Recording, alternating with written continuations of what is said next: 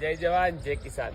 ખેડૂત મિત્રો બધા ખેતી કરતા હોય છે, બધાના વિડીયો વાયરલ થાય છે, પણ અમારી ખેતી અલગ છે। એનું કારણ એક જ છે કે અમે માટીમાં અમે એને ધરતી માતા માની છે અને ખરેખર એનું જતન કરવા માટે આપ સૌને વિનંતી કરું છું, મહેરબાની કરી અને યુરિયા ખાતર નાખવાનું બંધ કરો।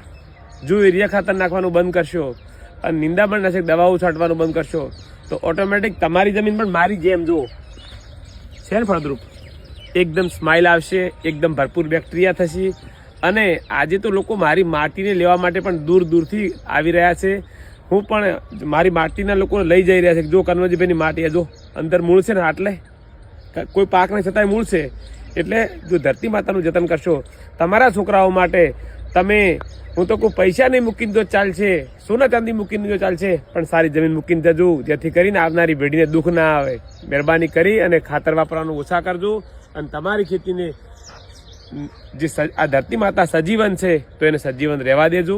આ રીતે ખેતી કરી અને તમે પણ ખૂબ આગળ વધો એ મારી શુભકામનાઓ। જય જવાન જય કિસાન।